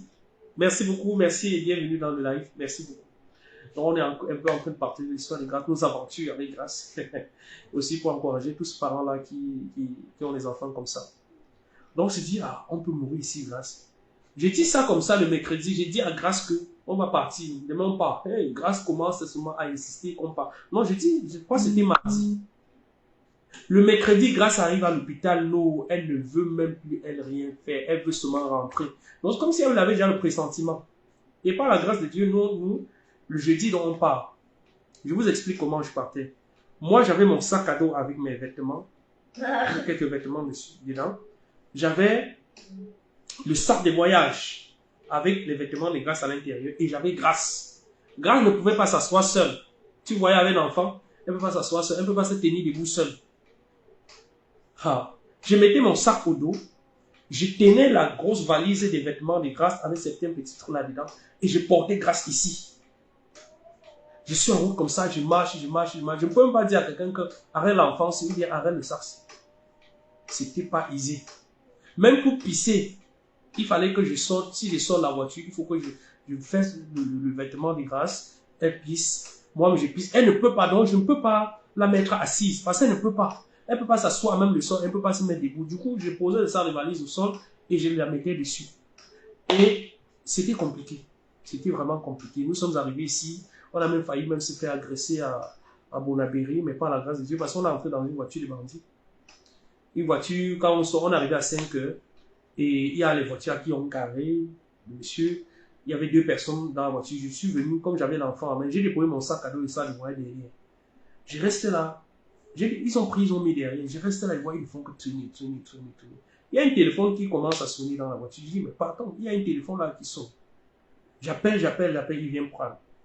C'est quand je traîne, je vois, il faut que tourner. Les gens viennent éviter seulement la voiture. Je dis, qu'est-ce qui se passe? Il dit, mais mon frère, si vous ne voulez pas partir, il faut me laisser. Moi, je vais sortir. C'est quand je sors, au moment de porter le sac, je constate qu'il n'y a même pas de vitre derrière la voiture. Et je constate que la voiture a un numéro d'immatriculation de 3 chiffres seulement. 3 chiffres. Donc, on avait coupé l'autre chiffre. Moi, je dis, Dieu était avec nous. Si, au moins, il faut toujours être honnête, il faut toujours être sérieux. Si j'avais les longs yeux et que j'avais ramassé le téléphone, il pouvait profiter de ça pour m'agresser. Mais j'ai appelé, je dis, papa, il y a un téléphone qui sonne ici. Et je pense que c'est ce qui m'avait sauvé. Si j'avais eu vraiment la malveillance de prendre le téléphone, peut-être qu'il m'aurait tué. Donc voilà, nous avons fait dans ce temps-là, nous sommes rentrés et 2 mois plus tard, je crois que c'est 1 ou 2 semaines plus tard, c'est là où les hostilités l'ont encore explosé là-bas. On me dit que quand je suis parti, la cité où j'étais, on est venu saccager. Je dis, c'est Dieu qui nous a sauvés. Nous sommes partis. Donc voilà, c'était un tout petit peu de storytelling de Bamenda, de notre course. Et pour terminer, encore une fois, il y a de nouvelles personnes qui sont arrivées. Je disais tantôt, la première des choses, avec les enfants atteints de paralysie cérébrale, les enfants handicapés, les enfants IMC, infirmité motrice cérébrale, il faut d'abord les aimer. L'enfant doit savoir, sentir que vous l'aimez. Deuxièmement, ne faites pas de différence parmi vos enfants. Tous les faits, j'achète les vêtements de Grâce, même vous ne marchez pas, ne parle pas. Cette année même, j'ai acheté les talons. Elle a porté les talons aussi, comme sa petite sœur. Donc les deux, à tout le monde chez moi, j'achète les vêtements comme si tout le monde marchait. Pour Grâce, il y a ces chaussures-là, ça reste souvent. Et puis, il y a ses amis, ses sœurs aussi qui ont pressé manger. Elle prend aussi, elle les donne. Moi, j'achète. Mais, Anita, est-ce que tu sais que Grâce aussi s'appelle Chloé? Elle s'appelle Chloé Grâce. Elle s'appelle Chloé Grâce. Et d'accompagnement, je suis toujours seul à monter et descendre avec avec des pouces, il participe financièrement. Oui, en fait, il faut lui parler, en fait. Vous savez, les femmes également. Alors, je voulais laisser un message à la fin. Si seulement le papa de Chloé pouvait comprendre que j'ai besoin de soutien physique et l'accompagnement, je suis toujours seul à monter et descendre. Avec elle toute seule, il participe financièrement à son suivi, ses produits, il paie tout et il dit merci infiniment. Et je dis merci infiniment pour ça, mais à un moment, j'ai besoin de me sentir accompagné physiquement. Je vais à ses rendez-vous toute seule. Si elle est malade et je me couche à l'hôpital toute seule, c'est tellement difficile mon vie parce que plus que elle prend de l'âge, plus elle est lourde et je me fatigue. Mais avec le temps, j'ai appris justement à surmonter, à supporter. Vraiment, Dieu ne m'abandonne pas. Oui, oui, vraiment, merci, merci. Merci de donner des cœurs. Je veux voir des cœurs monter pour Anita Laure. Elle traverse une situation qui est difficile, je connais ça. Je comprends ça. Quand j'ai vu mon épouse pleurer 2, 3 fois quand on est parti à l'hôpital, j'ai dit non, stop, ça va. Moi, désormais, je vais partir tout seul. Et j'avais la moto. Aujourd'hui, peut-être j'ai une petite voiture là que j'accompagne ma fille avec, mais j'avais la moto. Nous devions être sur la moto à 4 parce que son petit frère, il avait à peine 8 mois ou 1 an quand on marchait au départ. À 4. Je partais avec elle. Le médecin un jour m'a dit, je ne veux plus voir l'enfant si le bébé est ici. Donc son petit frère, on ne vient pas à l'hôpital avec un enfant qui n'est pas malade. Alors depuis ce jour-là, j'ai dit, ah bon d'accord, ça va, je vais donc partir tout seul avec grâce. Donc je la mettais, elle avait 7 ans, 6-7 ans. Je la mettais dans le porte-bébé, hein, dans le porte-bébé, sur la moto comme ça devant moi. Je mettais donc, j'ai ceinturé là, j'ai démarré la moto, je partais avec elle. Je dis seulement Dieu va nous protéger. Je ne sais pas le papa de Chloé, Grâce, elle s'appelle Chloé Grâce. C'est Dieu qui permet justement peut-être qu'on donne ce nom aux enfants. Je veux voir des cœurs manqués pour Anita. Et je voudrais dire, passer un message à son tendre époux en disant, mon frère, on n'abandonne pas les enfants, les femmes avec ces genres d'enfants. C'est quand tu passes une seule journée avec ces enfants que tu comprends le travail qu'il y a dessus. Surtout à l'hôpital, il faut porter l'enfant, il faut monter, il faut descendre. Ce n'est pas easy. Donc, s'il te plaît, je ne sais pas si tu vas suivre ce live, je ne sais pas si tu vas comprendre le message, mais il faut l'assister.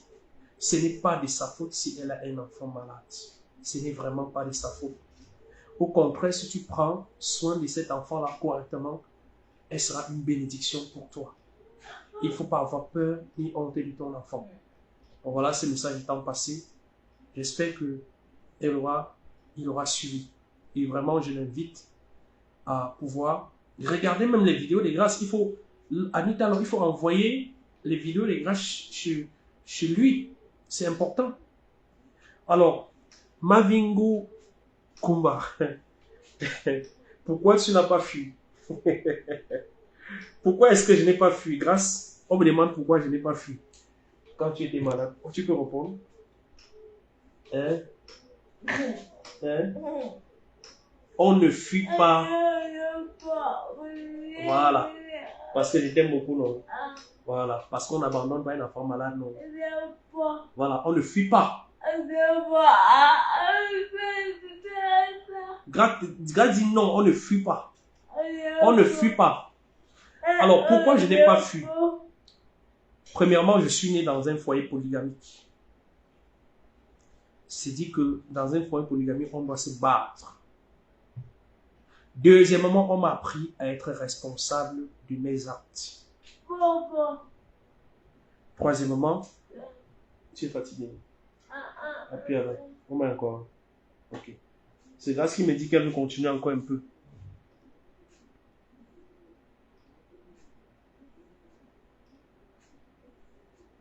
Voilà. On m'a appris à être responsable de mes actes. Voilà. Justement. On m'a appris à être responsable de mes actes. Elle dit on ne fuit pas. Moi j'ai compris très tôt que ma fille m'aimait beaucoup. Elle m'aimait beaucoup parce que quand on la réanime, elle ne se réveille pas, elle ne se réveille pas. Mais quand j'ouvre la porte de l'hôpital, pape, dès que j'entre, je parle. Je dis, hé, mon bébé est né, pape, elle ouvre les yeux. Quand elle ouvre les yeux, au lieu de pleurer, elle sourit d'abord. Et là, j'ai compris que ma fille m'aimait beaucoup. Mais, il fallait que je continue, que je sois là pour mon enfant. Ah, vous elle ressemble tellement à papa. Non, pas du tout. Elle ressemble un peu à papa, mais si vous voyez maman, ah, vous allez dire, ah, Grace ressemble beaucoup à sa maman aussi. C'est vrai que Grace, bon, je ne sais pas pourquoi, Grace n'aime pas trop qu'on dise qu'elle ressemble beaucoup à maman. Elle aime plutôt qu'on dise qu'elle ressemble à papa. Bon, Grace a peut-être un peu le teint de papa, mais le physique, là, si vous voyez sa mère vraiment, là, vous allez comprendre. Hein? Gildas. Gildas. Gildas. Ah bon, peut-être elle est en train de dormir ou elle est dans ses casseroles. Si elle se pointe là, vous allez voir la différence. Donc, il faut être responsable. Il faut apprendre à surmonter les difficultés. Et si moi, j'avais commencé à fuir, j'aurais tout fui dans la vie. Elle dort. Elle pleure. Ah, elle prie. Ah, Grace me dit que maman prie. Ah, Grace connaît déjà. Grace, maman prie. Elle fait le signe. Vous voyez, en fait, quand vous êtes habitué avec vos enfants, vous allez facilement comprendre le langage. Elle dit, maman prie. Maman prie. Maman prie. Alors que maman est en train de prier, donc maman était en train de faire. Et alors, vous voyez, ça sort déjà un peu, papa, maman prie. Donc, au fur et à mesure, en fait, il y a de cela quelques temps, Grace n'arrivait pas. Maman, maman. Ah, tête d'or. Tête d'or. Donc, du coup, en fait, moi, je vais inviter ce parent-là. Donc, j'espère que j'ai répondu à Mavingu Kumba. C'est que j'ai appris à être responsable. Très tôt. Très tôt. Même ma grand-mère disait déjà, ah, tu fais comme un vieux. J'ai dit oui. Il faut être responsable. C'est ça. Il faut être courageux. Il ne faut jamais fuir ses responsabilités. Même un seul jour, je n'ai jamais eu honte de mon enfant. Même un seul jour, je n'ai pas fui. Au contraire, c'est mon épouse qui était dérangée jusqu'à. Elle était dérangée jusqu'à. Elle était très mal à l'aise. Très mal à l'aise. Et moi, j'ai dit, si c'est pour moi que Dieu a donné, eh bien, c'est pour moi que Dieu a donné. Je vous invite à aller sur Bébé Grace TV. Vous allez voir, même le jour de sa confirmation, parce qu'elle a été confirmée à l'âge de 11 ans, je crois, il y a de cela du 3 ans. Le curé a dit, Grace est la croix glorieuse de cette famille. Lorsqu'on accepte sa croix, elle devient glorieuse. Imaginons même dans le cas où j'étais irresponsable et que je voulais fuir. Mon père ne m'aurait pas laissé. Hein. Mon père ne m'aurait... Si tu tentais, mon père à son âme, il est décédé 3 ans après que Grace soit née. Donc, Grace l'a connu un peu, mais pas très bien parce que elle était malade. Grace l'a connu, mais lorsqu'on partait au village, parce que il était toujours au village, il prenait bien soin de Grace. C'est lui-même qui a constaté très tôt même que Grace Grace avait des problèmes parce que lorsque Grace arrive là-bas, il observe et puis tous les matins il venait faire ça sur le pied de Grace. Il mesurait la circonférence. Donc parfois ils avaient l'expérience en fait. Il mesurait la circonférence et moi je comprenais pas trop ce qu'il faisait. Il secouait la tête. Il disait ça ne va pas, ça ne va pas. Mais il ne pouvait pas me le dire comme ça. Il m'encourageait seulement, il faut continuer à suivre l'enfant et autres. Vous voyez? Et j'ai également une soeur congolaise, la soeur Adèle. Elle m'a raconté une histoire un jour quand j'étais encore beaucoup dans le questionnement. Je me battais encore beaucoup avec Grace. Je n'arrive pas encore à accepter, à comprendre. Parce qu'au début, quand même, il faut comprendre, c'est tellement difficile. C'est tellement difficile. Du coup, on se pose des questions. On se demande pourquoi on se pose des questions. Elle m'a raconté une histoire. Elle dit, ah, chez nous au Congo, il y a une maman comme ça qui a un enfant. L'enfant là ne voit pas. Mais ses parents l'aiment jusqu'à. Et elle sait que ses parents l'aiment jusqu'à. Alors peut-être que dans eux, comme elles étaient à l'hôpital, peut-être que eux de leur côté, ils avaient déjà compris que grâce à des difficultés, peut-être beaucoup toute la vie. Moi, je n'avais pas encore compris. Moi, je bousculais, je faisais des trucs. C'est-à-dire que tout ce que j'entends que non, il y a telle campagne de médecine là, qui viennent ici, moi je parle là-bas, il y a tel qui... Moi je disais, c'est un truc qui devait vite aller comme ça. Ça avait le temps, j'ai compris que J'analyse tout ça, je comprends il y a des gens plus expérimentés que moi qui avaient vu le problème depuis, qui avaient compris le problème depuis, mais ils ne pouvaient pas me le dire cash. J'ai seulement un frère du village. Je crois qu'il est quoi là? Il est laborantin. Une fois, lorsqu'on est arrivé à l'hôpital, il m'a appelé derrière, il dit, bon, je vais te parler de ma homme. Il faut que ce que je t'ai dit là, il faut que ça reste entre nous. Tu sais, les femmes vont... Il m'a dit, l'enfance, ce sera difficile. Le suivi va être difficile. Ne t'attends pas à ce que l'enfant soit un enfant tout à fait normal dans le sens des autres. Ce sera compliqué. Et il m'a dit ça, elle avait 1 an 6 mois. Je connais les cas comme ça. Il m'a dit ça. Des mois, je l'ai porté. Quand il est rentré, je lui ai dit, mon frère, il y a de cela 11 ans, tu m'as dit quelque chose. Que l'enfant, si, ce sera compliqué. Ne faut plus tes pieds, mets bien tes pieds. Tes pieds ne doivent pas se toucher. Quand tu pédales, garde tes pieds comme ça. Garde tes pieds ouverts. Ne croise plus tous tes pieds. Donc, moi, j'ai compris cela avec le temps. Et j'ai commencé réellement à accepter qu'elle pourrait être comme ça à partir de, je crois, de 7 ans. Hein. De 7 ans que non. Peut-être que ça va être comme ça continuellement, mais je vais continuer à me battre. J'ai commencé à accepter ça vraiment dans les 5-7 ans. Que non, je fais uniquement avec ce que je peux. Parce que quand je suivais d'abord un truc, on peut faire ça. Je coupe par ici, par là, je prends l'argent. Je dis que voilà, il faut que peut-être on fait ça, ça va, peut-être on fait ça, ça va, non. Mais à partir de 7 ans, j'ai commencé à comprendre que je vais faire avec ce que j'ai. Le moment où j'ai l'argent, je fais le suivi qu'il faut. Le moment que je n'ai pas, j'arrête un peu. C'est comme ça que j'ai continué avec elle. C'est vraiment comme ça que je continue. Et j'invite tous les parents, comme je l'ai dit tantôt, à adopter cette stratégie-là. À savoir, je fais avec ce que j'ai. Ce que nous pouvons faire, c'est aimer nos enfants et faire ce que nous pouvons. Je répète, aimons nos enfants, faisons ce que nous pouvons et laissons le reste à Dieu. Dieu fera son miracle en son temps. Aujourd'hui, je ne suis plus pressé avec grâce. Je ne suis plus pressé. Je demande seulement à Dieu de me donner la force de continuer à bien m'occuper d'elle. Et quand je la vois sourire, ça me plaît. Aujourd'hui, je suis là, je dis grâce, apporte-moi de l'eau là-bas. Porte-moi là sur ma table et tu viens me donner. Elle ne peut pas ouvrir ses mains pour porter, mais elle va aller, si c'est sur la table vraiment, elle va serrer ça comme ça contre sa poitrine. Elle va porter, ramper, venir me donner. Et j'en suis très content. J'en suis très content. Moi, j'apprends à ces petits frères à s'occuper d'elle. Ce sont eux-mêmes qui encaissent beaucoup, hein, parce que je suis tout le temps en train de taper quand ils ne font pas bien les choses. Bon, je sais que là, parfois taper, ce n'est pas toujours ce qu'il faut, mais il faut qu'ils comprennent que leur sœur a besoin d'eux et leur sœur est là. Quand on repartit souvent les tâches parfois, avant qu'on refuse qu'elle ne mange plus trop avec les genoux, Grâce se levait ici et balayait le sol. Hein. Même jusque-là, elle balayait. Hein. On dit non, on repartit. Quand Grâce, toi, tu fais ci. Parce qu'elle est la grande fille. Elle est la grande fille de la maison. Toi, tu fais ci. Toi, tu balayes le sol. Et elle se lève là, elle prend le balai. Si vous regardez les autres vidéos là, que ce soit sur YouTube, sur TikTok, ici, vous allez voir. Grâce est en train de balayer, elle balaye bien le sol. Et quand elle balaye proprement. Hein. L'autre main, ça ne donne pas. La main gauche, c'est toujours très, très compliqué. Mais avec ça, elle fait les efforts. Elle tient le balai, elle balaye, elle balaye, elle balaye, elle balaye.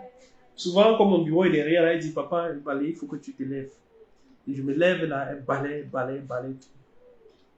Elle balaye. Et elle entasse. Elle ne peut pas ramasser pour aller jeter, mais au moins, elle peut pousser, balayer et entasser. Donc, aimons nos enfants, faisons ce que nous pouvons et laissons le reste à Dieu. C'est tout ce que nous pouvons faire. On espère que la science évolue parce que j'ai l'espoir en la science. Si vous avez la possibilité d'acheter des compléments alimentaires constamment donnés à l'enfant, faites-le. Suivons les recommandations des neuropédiatres. Donnons-leur les médicaments qu'ils demandent de faire. Donnons les compléments alimentaires quand on le veut parce que c'est très cher. Et prions beaucoup pour nos enfants. On va voir les miracles. La science évolue beaucoup. Je suis en train de suivre ça de près. Il y a un traitement par cellules souches. Je ne parle pas des cellules souches végétales. Parce que on m'a fait prendre les cellules souches végétales On m'a fait prendre les cellules souches végétales à Grèce. J'ai dépensé beaucoup dessus. Bon, je ne sais pas si ça a fait grand chose. Mais bon, il y a un traitement par cellules souches végétales qu'on m'a parlé de Taïwan ou encore ça coûte très cher. Moi, je ne peux pas m'engager dessus maintenant parce que on me demande dans les 40 000 dollars. Je vais trouver 40 000 dollars.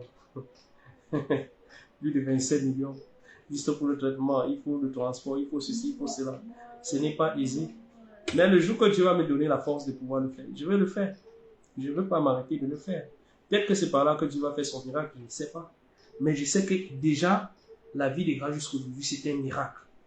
Beaucoup de gens ne s'attendaient pas de la voir aujourd'hui comme ça.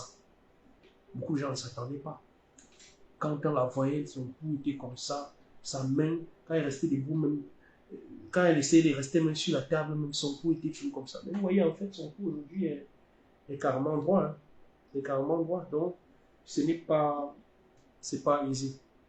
Donc voilà, je pense qu'on a beaucoup duré dans le live aujourd'hui. Je remercie toutes les personnes qui ont été là. Je remercie toutes les personnes qui ont partagé le live. Je remercie les personnes qui partagent régulièrement les vidéos, qui font des commentaires. À travers l'histoire de grâce, on partage l'histoire des millions d'autres enfants anonymes. Et j'ai décidé de partager l'histoire de grâce parce que je n'ai pas honte de ma fille. Parce que je me dis, il y a beaucoup d'autres parents dans le monde qui traversent la même situation sans pouvoir en parler, sans pouvoir trouver les mots pour en parler. Alors si Dieu m'a donné la grâce de pouvoir placer quelques mots dans la souffrance des personnes comme moi, je dis merci à Dieu et je prends la peine souvent de partager cette histoire-là, que les gens comprennent, pour qu'on puisse ensemble prendre soin de nos enfants, pour qu'on puisse redonner espoir, non seulement à ces enfants, mais à ces grandes personnes-là, parce que il y a des personnes, merci beaucoup Anita, merci beaucoup, merci Mavingo. Donc, il y a des personnes, j'ai reçu, si vous avez lu le blog, vous allez voir un message, un témoignage que j'ai partagé l'autre jour, et j'en reçois comme ça plein tous les jours. Quelqu'un qui dit, ah, moi j'ai même pensé me suicider à un moment donné à cause de mes problèmes. Mais quand j'ai vu la vidéo de grâce, j'ai dit, ah, la vie vaut la peine d'être vécue, je n'ai même pas de problème. Voilà un enfant qui ne parle pas, qui ne marche pas, qui ne fait pas ci, mais qui sourit à la vie. Mais pourquoi est-ce que moi je vais me suicider pour si peu? Et il a arrêté. Et on a des dizaines et des dizaines comme ça. Donc du coup, c'était vraiment pas aisé. Et grâce, Anita nous dit, j'aime tellement bébé grâce. Et toi, je vois ma fille, en toi, je vois ma fille, je comprends que je dois être plus forte car je sais déjà que je ne suis pas seule. Tu es dans mes prières tous les jours, mon bébé, je sais. Voilà, tu es dans mes prières tous les jours, tu suis.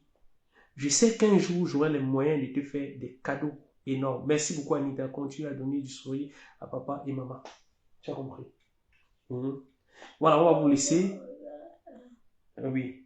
Voilà, elle me dit également qu'elle est fatiguée, donc elle va quitter son truc parce que ça s'est même arrêté. Oui, ça s'est éteint parce qu'on a coupé la lumière. Je sais pas, peut-être les panneaux sont finis. Donc voilà, en fait, pour ce qui est de l'appareil là, ça c'est un appareil qu'on a commandé. Voilà, on a commandé cet appareil. J'ai commandé ça en Chine dernièrement, l'année dernière. Donc ça a beaucoup duré, on m'a livré et ça m'aide un peu parce que Sakina a dit qu'elle aura besoin de ça pour travailler. Donc moi je lui ai proposé, elle a dit oui. Donc voilà, quand vous avez des enfants justement, il faut toujours chercher des solutions. Je dis merci infiniment. Et surtout Anita, courage. Courage, courage encore. Tu es une brave femme et Dieu le sait. On se dit à très bientôt.